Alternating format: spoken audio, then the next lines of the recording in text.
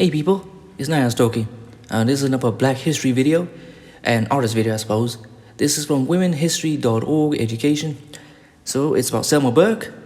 Selma Burke discovered her love for sculpture as a young child and followed her passion to Harlem Renaissance, New York, Parisian art studios, and even the White House. The artist behind President Franklin Roosevelt's image on the dime, she was a dedicated art teacher and one of the most notable sculptors of the 20th century.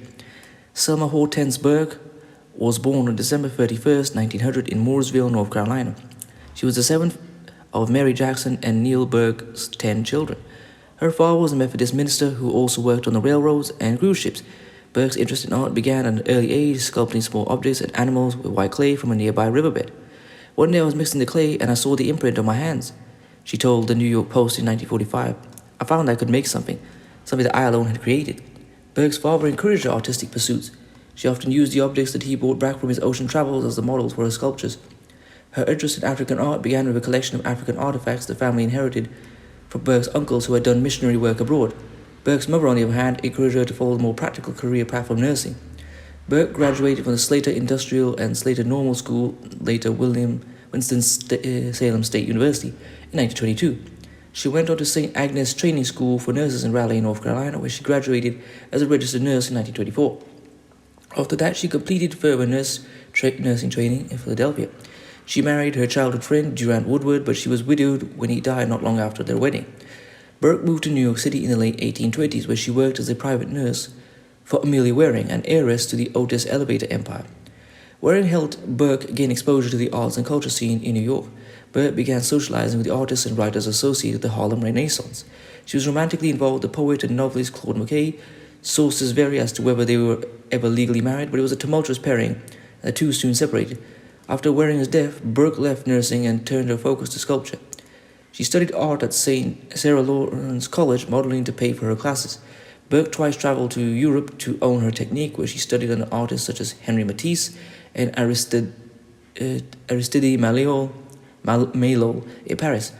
With the threat of Nazism rising in Europe, Burke returned to the United States. She taught art to youth in New York City through the Works Progress Administration Federal Art Project and the Harlem Community Art Center, where influential sculptor Augusta Savage was her mentor.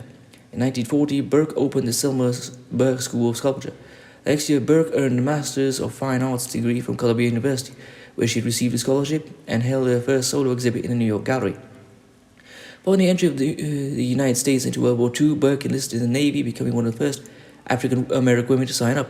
Her assignment was to drive a truck at the Brooklyn Navy Yard. She injured her back on the job, and while recuperating, she won a nationwide contest for the commission of a bronze relief portrait of President Franklin Roosevelt. Berkeley felt that photographs of Roosevelt were inadequate for her needs and requested a sitting with the president so she could draw him. Roosevelt agreed, and Burke sketched Roosevelt over 2 days in February 1944. Roosevelt passed away in April 1945. His successor, President Harry S. Truman, unveiled Burke's relief portrait at the Recorder of Deeds building in Washington, D.C. on September 24, 1945. Though she endorsed it, Eleanor Roosevelt reportedly did not like the portrait at first, as it depicted her husband as a younger man. Burke responded that she intended the image to represent Roosevelt as Americans had long known him, not as he appeared in his final years. In addition to the bronze portrait, Burke's profile of Roosevelt is widely acknowledged as the basis for his image on the U.S. dime. The dime's image is officially attributed to U.S. Mint Chief Engraver John Sinnock, but many, including Burke, claim that Sinnock borrowed from Burke's depiction. And this is another thing, because when I first typed into Google search, the artist for the designer, it came up with Burke, but it said many believe. And I always find it funny when a black person does something that's great, it's always a doubt cast on their name. And let me just see, who is John Sinnock?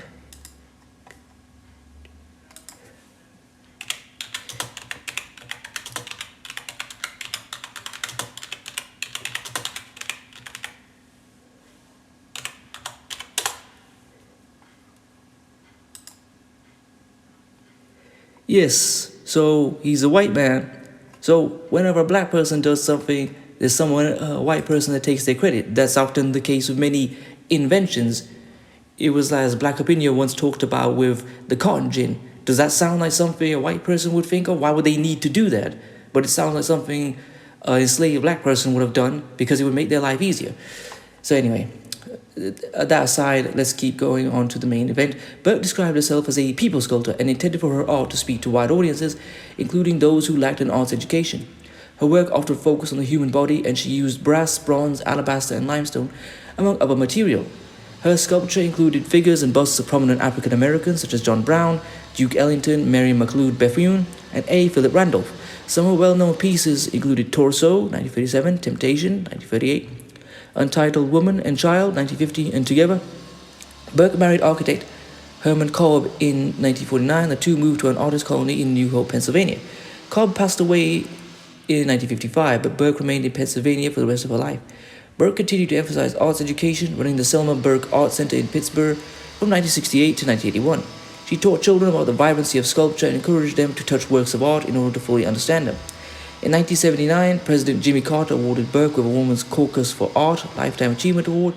Burke received honorary doctorates from Livingston College in 1970 and Spelman College in 1988.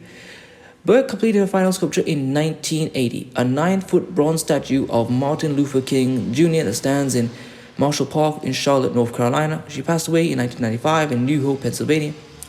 Her sculptures are still on display at institutions such as Winston-Salem State University, the Smithsonian American Art Museum, and the Mooresville Public Library in her North Carolina hometown.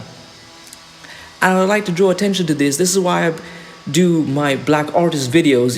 And for those who are on this video, you can search up near 713 black artist videos, because it's important to recognize that black art is not some niche thing. Black artists are a part of everyday life, and they represent black life very specifically, as well as every other life. And Selma Burke is a proof that black art is featured everywhere, even if it's not always commonly known. And she gave the image of Franklin Roosevelt some beauty to him, because she gave him, in the image of him, she wanted him to have the youth and vigor that the American people had known him for. So, please comment, rate, share, and subscribe. Peace.